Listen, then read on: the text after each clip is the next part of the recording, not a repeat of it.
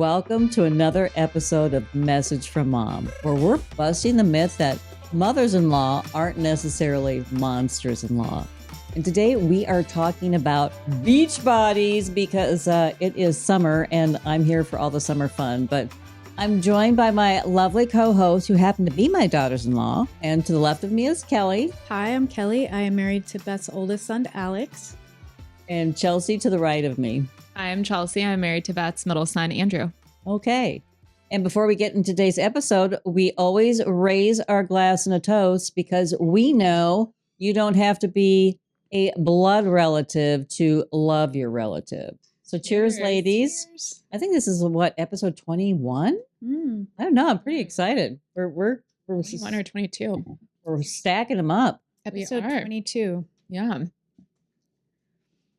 22. Airing on July 6th, which we're square in summer at that point. Square in summer, right? Yep. And I love summer. I've loved it since a young girl because it always signaled the end of school. Mm. When we always ended the day after Labor Day. We always ended the day after, no, actually it was a week after Memorial Day. And then it started again the day after Labor Day. So we had 3 months stretch there. And I just have such fond memories of, putting on my swimsuit, my little cover up, and I'd bike to the pool and I'd spend all day long at the pool. I think my mom and dad loved it because I would come home like 6, so that was always dinner time. And I would eat dinner and practically just go to bed after that because I was so exhausted from the whole day being spent at the pool and all the shenanigans, that go on. And then also, too, I have very fond memories then as a teen. And then, having crushes on the lifeguards. And I mean, I don't know. There was just summer and romance and just all that fun stuff. So then, morphing into a young mom, and we had a pool in our backyard. And so that wasn't necessarily, I didn't really need a beach bod at all to go, to go in the backyard for that. But I did want to touch on beach bodies because we've all seen the memes and we've heard the anecdotes about getting ready for the beach and beach bodies. And, we have to go, it's swimsuit season and maybe we have to lose 20 pounds Leanne Morgan has the funniest little skit about, it's not necessarily summer or anything like that, but she and her husband always had this annual trip that happened right after Christmas. Mm-hmm. And it was always to an exotic destination, like, some island or whatever. And she was always like, oh, for sure, I can lose 20 pounds in a week. And then she was, because that's all the hype that's going on right now. And just, all the lengths that we, as women, that we take on to get ready. So great topic today. So I'm going to kick it off. So Kelly, what are your feelings about beach bodies as a child, a teenager, and now as an adult? Yeah, well, I kind of miss the days of being a child because I really did not give two flips about a beach body when I was a child. Right? I know. Did not care. I think when I was a teenager, I sort of I understood that I had some issues over, exposing skin to boys that were around maybe or something like that. But I didn't fret about what my body looked like. It was more just a modesty thing of kind of, you're coming into that age where people are seeing more skin of you and you're becoming conscious of the sexuality involved in that. And then as an adult, I think probably like most people, it kind of, I have this kind of ebb and flow of feeling like, ugh, I can't fit into anything and I feel terrible and I'll never put on a bathing suit and then feeling okay. We'll get into probably more details about that later, but just generally, I think you kind of, as a woman, you just have this don't care, kind of care, really, really care. And then I think you get to a certain age, hopefully, where you're just either I still really care or I do not care anymore. And I want to get to that I do not care anymore. That you don't care. I mean, there is a certain amount of dread that comes being a woman and then being faced with the mirror in the dressing room with a swimsuit on. Which I think those mirrors are warped. They're well, the lighting is terrible. The lighting is terrible. I recommend just getting your suits, taking them home, trying them on in the privacy of your own home and your bedroom and your own lighting and mirrors. I mean, seriously, it's just the worst setup there. But so Chelsea, your feelings about beach bodies as a child, teenager, and adult, do you think they've changed through the years?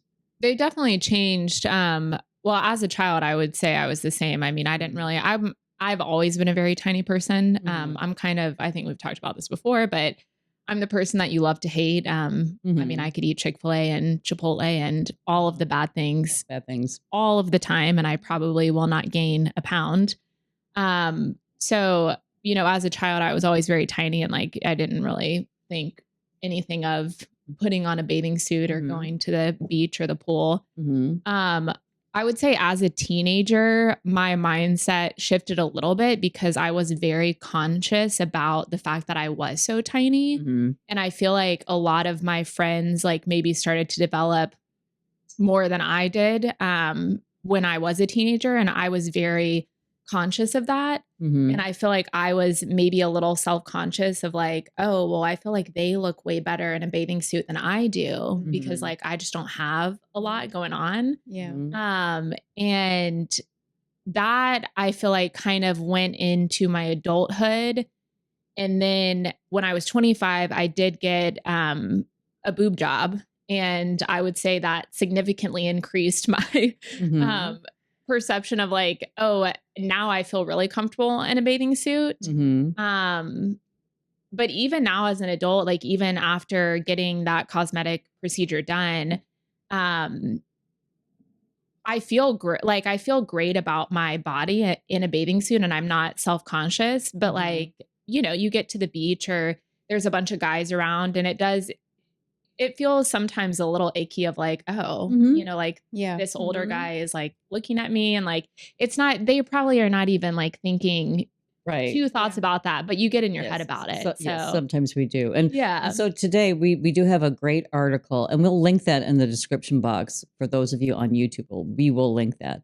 But this is by Dr. Allison Block, Health Psychology Center. And the article is poor body image ruining your day at the beach or pool? I mean, we can talk about either because in the summertime, you may not even have access to the beach. But I've always made a joke, and especially I'm 65 now, and I have a lot of readers that have completely given up going to the beach, which I think is really heartbreaking because I truly believe you don't need a beach bod to go to the beach and have fun. But there really is this psychology, and it's with women. I mean, I'm sure men have it too. I think to some degree, that might be an interesting topic for us to talk about. It's not just women, but it just really, you know, at that pivotal point between child and teenager or even a young adult, where does that psychology come in? Because I think we would all agree that as children, we didn't think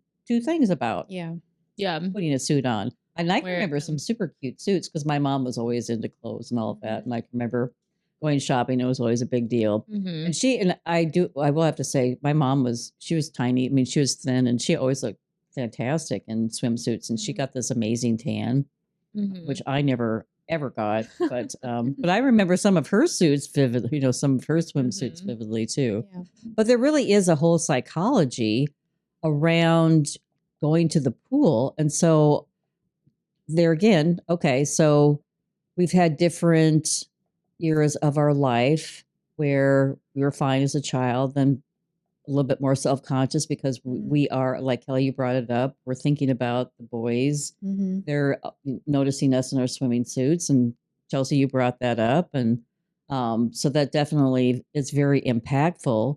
But do you think that society's views on women's beach bodies have changed through the years? Do you think it's a little bit tougher now? Is it even like, and especially with our social media, or do you think it's a little better? I don't know. I think it's 100% worse. Do you? Yeah, I think it's worse. I think like when I was growing up in the early 80s, like when I was too young to care about what anyone thought of me in a swimsuit would have been like the early 80s. And I remember when I was probably 10, 11, 12, so then it's like mid 80s. I remember, I think it's at that point that you start hitting puberty and you start realizing that boys and maybe men, icky enough, start looking at you in a very different way, right? Yeah. And I think you become aware of that. I can't speak from a male perspective, obviously, but I think as early as hitting puberty and realizing that boys and men are looking at you in a different way kind of starts that self-consciousness, right? And then and that was kind of the extent of it. I had, fashion magazines, and we would always see the magazines with the cover, like, with the whatever new diet was the diet of the time or whatever. I didn't care about any of that then. But I do think at that point in time, mid 80s, even up through mid 90s, all we had were really like supermodels, celebrities, fashion magazines, and things like that to guide what we thought we should look like. Whereas nowadays, they have beyond pressure, right? Because they have like everywhere semi-normal people who are TikTok famous or Instagram famous, who are supposed to be normal people living just like you, but yet look totally. They've had like all of this work done, and work done, or maybe they're using filters, or filters. There's so many things it's social media has way blown out of proportion the sense that we maybe always did have of that kind of having to conform to what society thinks is a beautiful body. For sure. I mean, we can even look at how it's changed from like, when your mom was young, let's say, and Marilyn Monroe was the height of beauty, and she was a curvy woman. How much that has changed is just kind of amazing. I know. Well, and too, the photos that we see, and as we were talking about, so it's the supermodels. It's they're paid gazillions of dollars to look like that. I mean, yes, they're genetically wired a certain way, but it's their full-time job to look like that. So they're going to use every means at their disposal to look amazing. It's their job, at that point when you're like supermodel status, or even like celebrities. Like, do you remember how entertaining it would be to see like the celebrities? They're just like us in Us magazine or whatever, and it'd be I like, know. Like candid photos of celebrities at Whole Foods or something, or I know. I walking always their dog, and I always like those. Well, I like the beach photos of what they really look like. Yes, what they really look like, as opposed to how you see them on magazines. movies or TV or whatever. But I mean, even then, like we may have felt, and I can remember feeling like, whatever pressure there might have been on us at that point in time. But you just, we've amped that up in society now with social media to a level at which it's just like completely toxic. For sure. And that's what this article talks about. It says that social media is also a culprit for comparisons, because we really do. And we have to remember that these influencers, these people that are in the public eye, they are uploading the best photos of them. Yeah. And sometimes they have been altered. So we do have to, keep that in mind. I don't necessarily know if it's like changed though. And don't get into that comparison game. What do you mean? You don't think it has changed? Like us comparing ourselves with other women, or what? From your mom's time to now, I would say that it's changed, and we have a lot more social media, and there's a lot more outlets for people to go on and look, but the mindset has not changed, because you brought up the fact of people looking to Marilyn Monroe, or, that's like how, someone should look. People still did that back then. They just didn't have as many means to maybe do it, but the mindset was still there. Right. Yeah. I mean, I think that as a woman, as soon as you hit puberty and you start to realize the sexualization of what your body is, like what's happening to you, like, I think there's a whole trigger of events that psychologically probably starts, at that point, because you start looking at movie stars differently. You start looking at pictures of other women differently. You start looking at other women differently, because you're seeing it from a different, through a new lens, right? Or a changing lens. For sure. Well, and from society's perspective. Yeah. Not our own internal perspective, but society's perspective. But also, aren't we sort of like, would you agree that our internal perspectives as women, as like a whole, if we're talking about this Beachbody thing, like our internal perspectives are ultimately shaped pretty heavily by society. In terms of right? It So we might it's a challenging thing, right? Because I can sit here right now and tell you that I'd go put on a bathing suit and go to the beach today and be totally fine with it. But tomorrow I might not really feel that way. Do you know what I mean? So I do feel like there's this kind of ever changing sort of, and I think we also at this point as mature women feel like it's something that we can overcome mentally. But I do think we get stopped up sometimes, don't we? I think it's definitely something that we as women are always thinking about. I think we are our own worst critics. Exactly. Our own worst critics. And we just zero in on all of our flaws and mistakes. Whereas I think the average person really isn't paying that much attention definitely to us at all.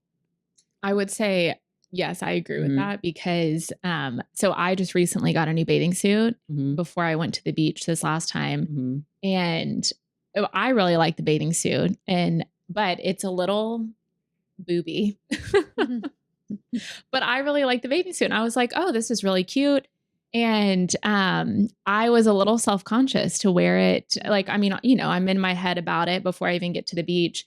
And then I got to the beach and we sat down, and the woman that was in the chair right next to us, who I don't even know, she goes, oh my God, I love your suit. That's so cute. And immediately I'm like, why am I so in my head about this? Right. It made you like, feel why was I, you know? Well, let's talk about a time that we loved our beach bodies and maybe a time when we didn't, because we've all, I mean, Chelsea, you're 34. Kelly, you're 47. I'm 65. We have a little bit of mileage about some swimsuits under our belts. So can you think of a time? I mean, I can even kick it off because, as I said, I mean, as a girl, it was like all summer long, I just hung out at the pool. Yeah. That was just Basically the thing to do. And I think that was very generational because I've talked to friends of mine and that lived in different parts of the country, and they were doing the same thing. And our parents, I mean, we left like at 10 in the morning and didn't come home until 6 o'clock at night. So, and I didn't think anything about my swimsuit. It probably wasn't until I became a teenager. And I think I'm kind of going to think that that's the same for all of us across the board. But then I will also just share with you, just navigating, like I had two of my children were born at the end of August. So I was very pregnant for two summers, and I can even talk about that too. And my advice is just to get the cutest suit that you possibly can. And suits have changed. That's so cute though, when pregnant women are in their little swimsuits. I know. Well, now, and that's all changed too, because now, I mean, you never showed your tummy when you were pregnant. And when I was having babies, it was, all kind of these more voluminous swimsuits. But yes, I remember that. But and then also too, just navigating then my body after having children. So, so here I was, pre-mom, and then after mom, because your body does go through a lot of changes. And then now at 65, what that looks like. But I think, honestly, today, I feel very confident in my body today, as opposed to even maybe when I was a little bit younger. Really? I think I was a little bit more self-conscious. I mean, I've really come to embrace all of my flaws, and that I truly do believe that it shouldn't affect you or the opportunity to go and have fun. Right. And I love water. I love the beach. I love the pool. I love all of that. So I think but I mean, it's easier said than done, right? It is. It's easier, to think that and to share that with somebody than actually to do that. But so, okay, Chelsea, I'll kick it off to you. So when was a time that you really did like your beach body? I mean, I like my beach body right now. I'm feel very comfortable and confident in the body that I have now. I mean, like I said, I've always been pretty thin, but I mean, I do Pilates and you work out. I work out. Working out. I work out. I mean, I do have little thin, skinny chicken arms. So, but I've lifted weights, and I just don't ever think that's going to change about me. And I've just come to realize that. But yeah, I mean, I would say maybe when I didn't feel the most confident was pre-boob job, and I didn't really have a whole lot going on. But honestly, now looking back, like even if I wouldn't have had that surgery done now, I think I would feel way more confident and comfortable with my own body now rather than there's some before. I think mentally I'm a little bit more mature now. And it's like, I can put two and two together. Like, oh, I didn't necessarily need that surgery to be beautiful or to feel a certain way. Not saying that I regret it, you know, but I think there's a big trajectory between your early 30s and your early 20s to your early 30s. For sure. Because I think you're much more self-conscious and much more tied into what your perception of what other people think and who you are as a person. I mean, you're still basically like a teenager. I know you really are. Like when you're in your when you're 21, 22, I mean, you're how many years off from 18, 19? Your brain hasn't even fully finished yet. Really hasn't. Yeah. You're not fully So you're feeling good in your beach bod right now. You're feeling comfortable. I feel good right now. That's good. I mean, Kelly, how about you? Yeah, I do too. Was it a progression? Yeah, I mean, I'd say like kind of more like a up and down sort of thing. There have been, times where I've been less fit than I am now. But also at that point in my life, I probably wasn't, I was living in San Francisco and going swimming wasn't really something that I did much when I lived there. Right. Right. So yeah, I don't know. I think all in all, like for me personally, I work out a lot and I lift weights and I feel very fit, more fit than I have at most other points in my life. I did used to run a lot. Like when I first met Alex, I was running a lot and I was pretty fit then too. But I think my 40s meant getting a little bit of a belly fat issue that nothing will get rid of, right? So I think that's one of those things, like hormonally, as you get older, you can't really control where it's going to go. And it likes to go right to my middle. So that's, that's been something that I've had to, that's been my biggest, like, oh, my body's changing in this way that, it does. It's not, not my favorite, not my favorite. And it will continue to change quite a bit. Yes. Because sometimes I'm like, hello. That's what my mom is. She's like, just wait until you hit 40. And I'm like, everything starts to change. But one thing that I'm going to tie together, and I also feel this way too. You each said you feel very fit because you actually work out and you feel good about your body because you're fit. Yeah. I think that's really important because honestly, that's how I feel at 65, even though, I see like, crepey skin and I see like more cellulite and things like that than I've ever seen in my life. But I also feel really good just because I do work out. I go to Pilates, 4 days a week. I go to Orange Theory. And then I recently just started strength training just to really work on my my back, my chest, and my arms. So I've just recently, and I feel it too. After Pilates, I come home and do like, 10 or 15 minutes of that. But I think that, there's so much about the psychology of your brain, again, tied into how you feel physically. And when you are actively going out and working out, you just feel so much better about yourself. So I'm just, I'm going to knit those things together because I think that's really important. Well, I think being like taking care of yourself, whether it's through diet, nutrition, and exercise, and weight training is especially important for women because of osteoporosis.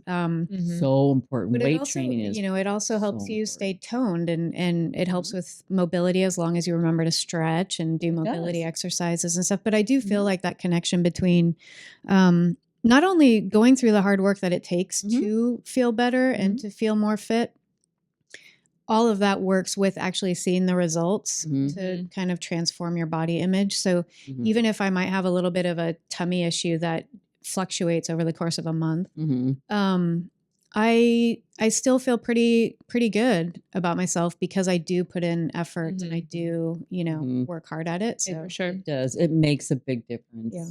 Yes. Working out, being physically fit, it has so much to do with your mental as well as your physical appearance. So, okay. So are there any special rituals that you do every year to get ready for a swimsuit season? No. besides dread. I hate to say that. I actually kind of like looking at swimsuits because it's part of my job now. So I always pick up a Oh, few. I like looking at swimsuits. I I like wish they weren't so swimsuits. expensive. I know. They're so expensive now. Yeah, I'm like, this they are. little teeny piece of fabric, Mhm. it's $90. I know. Yeah. It is. But I do like them. They do last a long time. If They you pick, do, the if you good pick the ones. right Yeah. brand, they really do last. I mean, No, they they'll last do. like almost forever. For sure. They really, really do. But so do you have any special rituals, Chelsea, that you Not really. initiate? I mean, like I mean, I hate to be Yeah, that. you don't have to I hate to be diet that or anything like that. person, but I mean, but like you said, I go to Pure Barre and I do Pilates and I do all of this stuff all year long. I mean, I teach Pure Barre.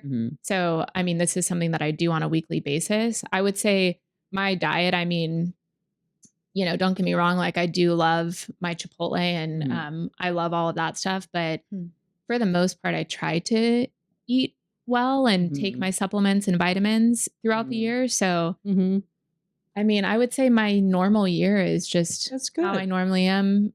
I don't go on any kind of crash dieting, like nothing that. like that. Which we would not, I mean, we do not recommend that at all. No. We really don't. And honestly, I just actually had somebody come over on Instagram. And for those of you that are just listening to the podcast, so I have a social media presence, and actually someone came over and just recommended, because I have shared my health journey many, many times. And, you know, and especially 6 years ago when Mac was diagnosed with cancer, there's a lot of stress in my life. I was not taking care of myself. So I was very conscious at that time to start taking care of myself every day. I mean, I'd always taken care of myself, but this was just a very specific time. And I was on social media, so shared that. But anyway, actually, I've had several people come over and just say, hey, your efforts have over the years have paid off. So it's not a crash diet. It's not, I don't believe in that. It's just what you do day after day after day. It just really is. So yeah, you didn't end up, you know, being overweight or out of shape overnight. You're not gonna right that wrong overnight either. So just keep that in mind. But for sure. But anyway, do you have any rituals, Kelly? That No, I'm in the same boat. I really feel like it's a tortoise and hare kind of thing. Like you're not gonna automatically start looking amazing after a week of, you know, the grapefruit diet or something. No. I do not. Or even just like not exercising all year and then being like, I'm going to exercise for 2 weeks and it's going to be amazing. Like that's not going to happen either. And you're just going to set yourself up for failure, which is going to spiral into. And don't fall for, there's a lot of things. There's so many, you can look amazing in 10 days or whatever. I'm sorry, it doesn't happen. That is such a scam. Yeah. I mean, honestly. Well, and it's hard work. Like so much hard work. It's daily work. It's just like anything. It's just like anything that any good habits we put into our life is just one day after another, another. But I will just share. So this is actually what I do. So I'm so fair. So I'll start to use a self tanner. Oh, I do that. Yes. I do a self tanner. So that's one of mine. And so I do start to do that. Which self tanner do you use? I like Tan Lux. Have you ever tried that? No, I use Loving Tan, which I do like. That's good. I only use the Express. So if you're doing it, do the Express, wash it off after 2 hours, because otherwise, I have found if you do the 8-hour one, it will completely splotch you up. Oh, really? Me, so okay. Good to little know. tip. Yeah. Okay. Yes. So self tanner, I definitely do that. And then I go into my esthetician and then I get wax too. So just a bikini wax. It's just nice to start off the season that way. And then I'll just revisit that throughout. I don't do. You don't do that. Yeah. I've done that before and I don't think I ever will. It's not my most favorite thing to do, but it really does. I mean, it just gives you, I'm completely confident whenever I put on a swimsuit that I am, I am beach ready. Yeah. I'm good to go in that way. So those are just two small things that I just do. Yeah. And then because we have had a lot of advances with sunscreens and things like that. So I do kind of pay attention to that. Yeah. Which are the better sunscreens to use, because, and I have had a bout with skin cancer. So I take that very, very seriously. So I always get very conflicted with sunscreen. Do you? Why? Well, sunscreen, I obviously wear sunscreen, but sunscreen's actually not that good for you, the ingredients. I know. So then I go back and forth to the mineral one, and then it makes you look white. And I'm like, why self-tan for nothing? I know, right? I know. But you do need it, and I do wear it. And that's me. And hopefully, and as I said, coming up with better They sunscreens are. all the Yeah. time. That's why I'm always out there looking at, what the ingredients are. But I definitely have to have a sunscreen. Oh, for sure. And reapply it religiously. No, I do too. Yes, definitely. So those are just some of the things that I do. And then also too, besides, getting one or two cute new suits, I do like hats too. So, Yeah, and I hats. found different hats work better. Like I like bucket hats for the beach because they don't blow off my head. Whereas like just a regular straw fedora, I'll take to the pool because I know that no gusty winds are gonna be all that breeze coming off the pool. Yeah. Or like, cute little baseball caps or I don't know. So so I'm into the hats. I like too. the hats, yeah. Yeah. I've gotten really big into hats this last, or maybe the last couple years. It's just a lot easier.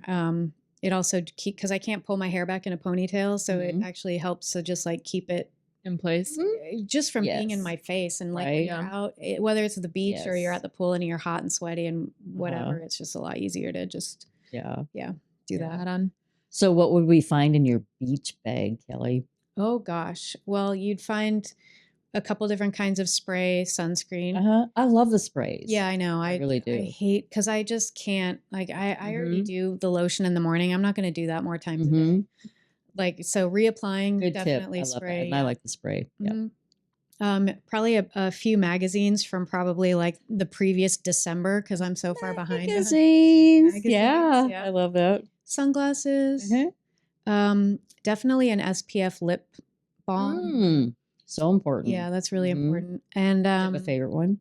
I really like the Sunbum. That's what I use. I really like that brand. It's very smooth and it doesn't feel like cakey or chalky or anything like that. What else? Oh, maybe a koozie for a canned drink. A cool beverage at the pool. Do you bring your own, or do you? I suppose it just depends if you're at the beach or the pool. Exactly. Yeah. At the pool, we can just go to the bar and order whatever. It doesn't have to be alcoholic beverage, but we can just order it and then they can bring it to us. But the beach, you have to kind of pack everything up. Yeah. A little koozie. So what would we find in your beach bag, Chelsea? Pretty similar, I would say. Spray sunscreen. I think that's a genius invention, honestly. It is, yeah. I've got my mineral and my non-mineral ones that I choices. just go back and forth between the two. I use the Sunbum lip sunscreen, a book normally, like a physical book. I'm not really a Kindle person, and I'm typically not an audiobook person, but I have done a few audiobooks. A hat normally. Normally not a baseball cap because I actually find that my ears will sunburn. So I like something with like a brim. But yeah, that's pretty. And then, a beach towel or whatever I need. I would just add, so I always bring my phone these days. Yeah. Oh yeah. And especially when we're at the beach, because if I have to add parking on, I have a little parking app, and it's really kind of handy rather than getting a ticket. And then my AirPods, because I do listen to books and I love to go, especially if I'm at the beach, and I always go for long walks. So I like to have that. So actually I do try to bring like a little fanny pack too. So then I'll tuck my phone in the fanny pack when I go on beach walks. That's a good idea. Yeah, so then I don't have to hold my phone. That's really kind of annoying. It is, yeah. Really, and if you get splashed, or I don't know, there's a lot of different things that can happen. Sure. Drop it in the sand. So I would just add those things. So, and also too, so this is interesting. So I looked this up. So do you know when the bikini was invented? No. Oh, gosh, but I want to say it. By a man, just like high heels. Yeah. I like high heels though. I do too. I like high heels too, but I just find that very interesting. I want to think that the bikini, probably the first one, I bet they prototyped it and did it in probably the 1930s. Okay. Maybe. I was going to say, what do you have? What's your guess? Late 50s. Late 50s. It was 1946. 1940, right in between. Right after World War II, which I found was very interesting. But I kind of don't think it, and this is just me, and we'll talk about on for a bit. And we'll talk about how swimsuits have changed through the years, but I think it was Brigitte Bardot that really brought it to the forefront, bikini, because she had a fantastic figure and wore the itsy bitsy, I don't know if she wore the itsy bitsy teeny weeny yellow polka dot bikini, but she wore pretty tiny bikini and she looked fantastic. So 1946. Wow. So, Interesting. have you noticed swimsuits changing through the years? Because I mean, we can go back like, um, To the swim costumes. yeah, from the swim 20s. costumes. Do you know in England that's actually what they still call them, or swim costumes? Yeah. Yeah, it's like always find that interesting. Yeah. But yeah, so we're not wearing tights anymore to the beach, and like I mean, basically, bloomers, tights, shoes, long I sleeves. know. I mean, you could probably drown in that. I would think so, and they were wool. So. I Well, know. I think there's different cultures that still do that to this day, Probably. but that I've seen. Yeah, I mean, in Muslim cultures where women can't bear skin, they do have costumes for women to go swimming. But they're not made out of wool anymore. Like they're they're like rash guard type fabric, right? probably, Which I think I love rash guards. I wish the thing that I've noticed is that the bikini bottoms, you can never find, it's like either a thong basically where it's teeny tiny, or it's so full coverage that it looks like a diaper. Yeah. And I'm like, can we just have one that's in between? Like I want something that's a little cheeky, but not up my butt. Right. You know? I know. Like, why can't we have it? Which I guess they have some that are in between, but it's hard to find. Yeah, they do. Go to J. Crew. They have a J. really Crew has good. I think they have a really great selection. But yeah. But do you think that swimsuits have changed much since you were a child, Kelly?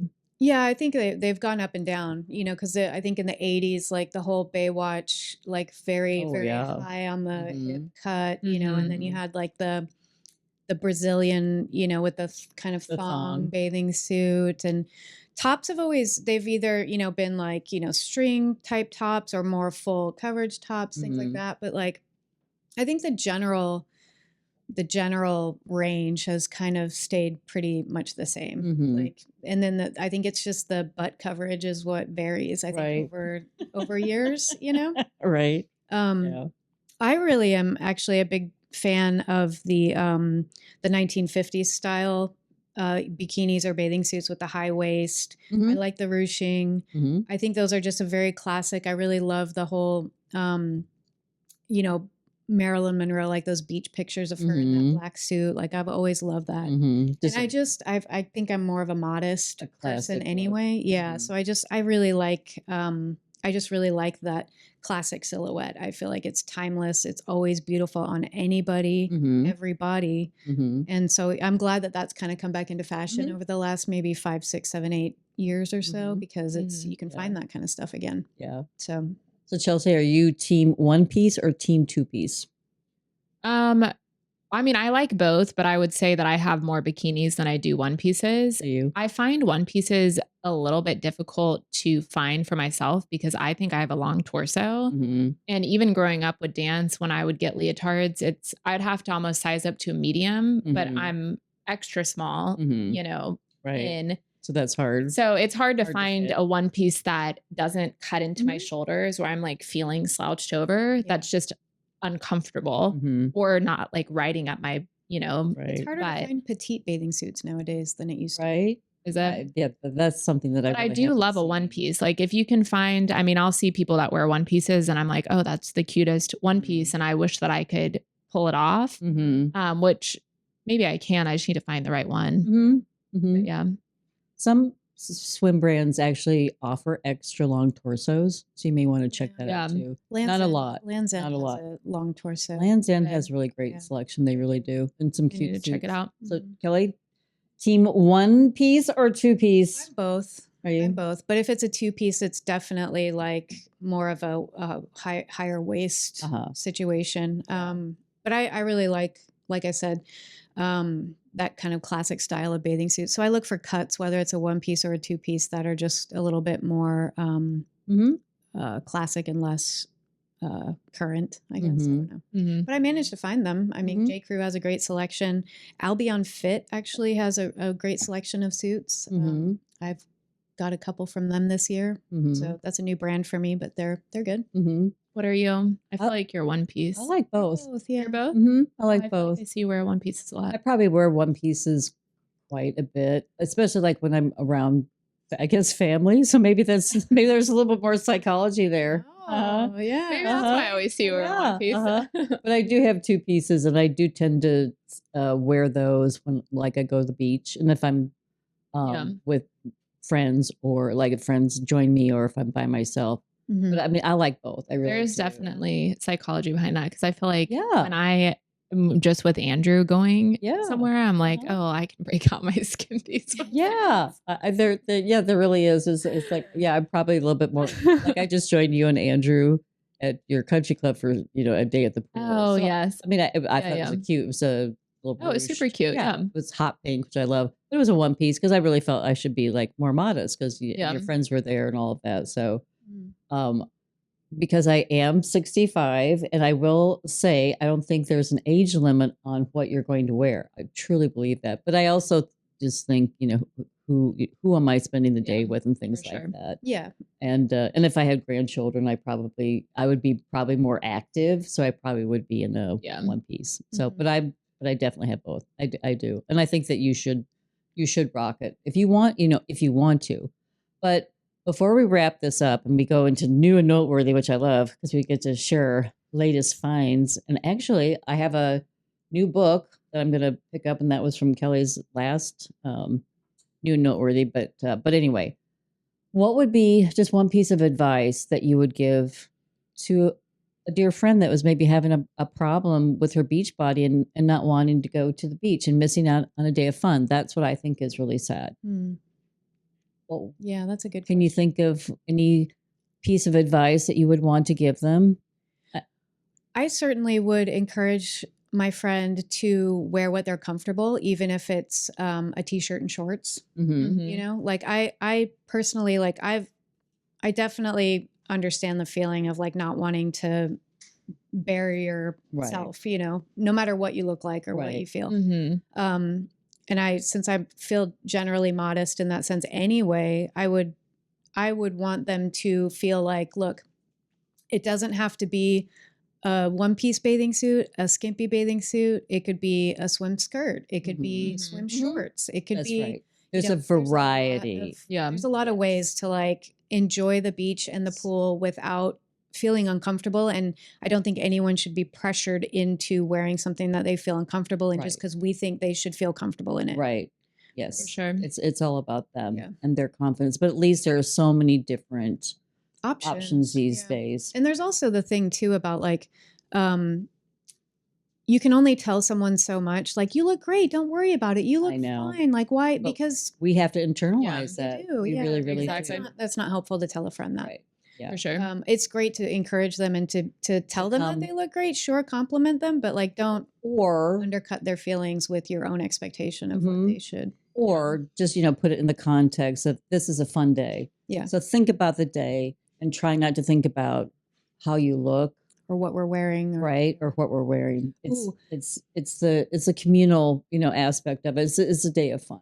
Just really quickly, just to tag on that, it just reminded me in that article, one of the strategies that they have for like trying to remember when you're out and at the beach or the pool or something is try to put in perspective, like you're not the center of the universe. Yes, and so all of these people are not here to watch you. Most people, as I said, we are our own worst critic, and we are so hard on ourselves. So we're thinking that everybody else is doing the same thing. Right. They're so involved in their own lives. They're not even watching you. They don't even care. Yeah. I mean, I don't care. I mean, when I go to the beach, I will say this, I love to see what everybody's doing. Like, are they building sand castles? Are they, are they surfing? Are they, just taking a walk? The couples, I love the older couples are like holding hands and walking, so that's what I'm like focused on. I like to see other people's beach fashions, I will say. Yeah, not in like a judgmental way or anything. No. I just like to see what other people are wearing. Yeah. Yeah. And I will say, I just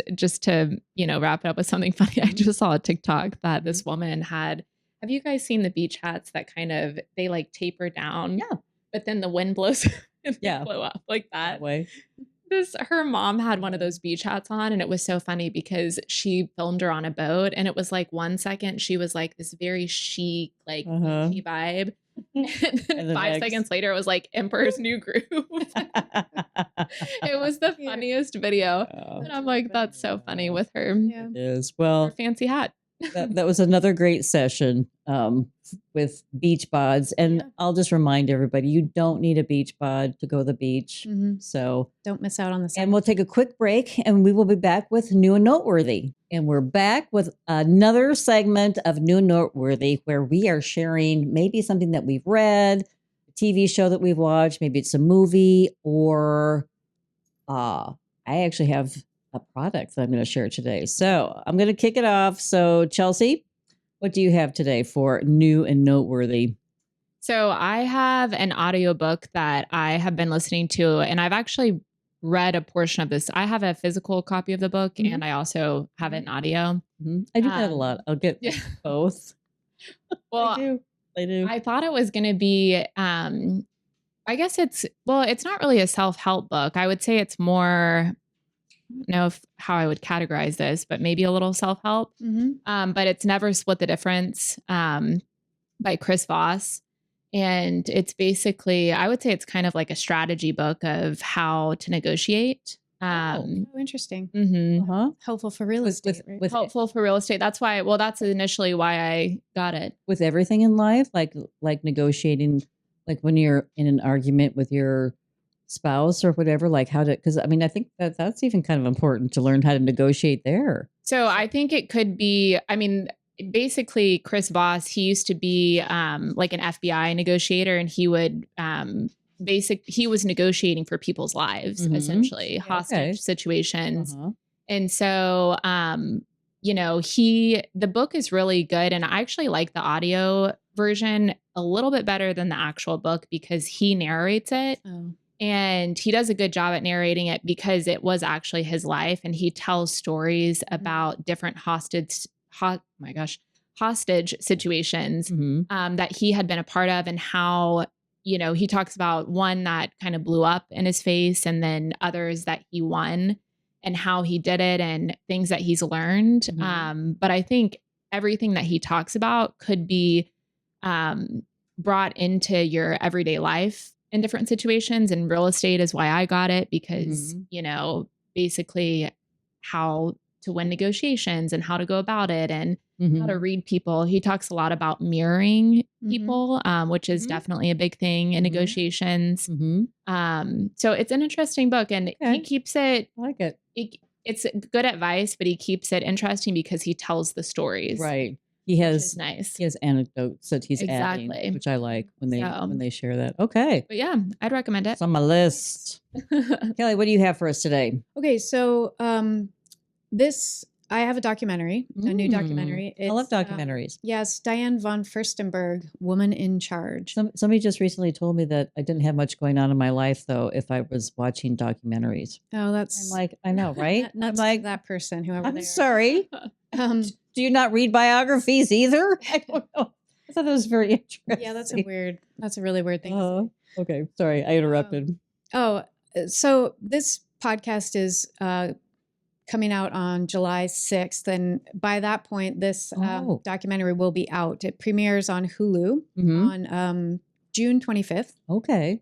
So we're a couple days out from it. But I actually listened to an interview that the director, whose name, and I'm so sorry if I'm mispronouncing, Charmine Obed Chenoy. So sorry. But anyway, the director and Diane Von Furstenberg were on Fresh Air the other day. So I listened to that interview. And so it was a really great kind of lead up to actually watching the documentary. And I mean, Diane Von Furstenberg, she invented the wrap dress. I love her. It was the 70s. She was super young. She was married to a prince. Like, I mean, she just has this extraordinary story. And then she also has that point at which, like, she was like, at the top of the fashion world, and then she was at the bottom of it for a long time. And then she brought herself back. And I think that kind of reinvention and reemergence story is a very interesting story, especially in fashion. I think it's it's an interesting story. So I'm looking forward to it. I love it. I love it. Well, I love documentaries, especially when they're well done. And I love Diane Von Furstenberg. Yeah. So it's on my list. Yeah. That's why I love this segment so much, because it's like, this is coming out. Oh, I hadn't heard about that. So I'm going to share, actually, it's a product. And so this was actually sent to me by Jones Road. And so many of you might know that Jones Road is a beauty company, and it's Clean Beauty, and it's run by Bobby Brown. And Bobby Brown is a force to be reckoned with in the beauty industry because she created Bobby Brown Cosmetics and then sold that and then started Jones Road several years ago. Oh. Clean Beauty. But anyway, I was sent 2 products to try out, and I am obsessed with both of them. And the first one is called the Miracle Balm. Mm-hmm. So that's a blush. So, and they actually send a little brush to use the blush with. It is hands down my favorite blush that I think I've ever used, and I've really loved. And I have some some favorites out there.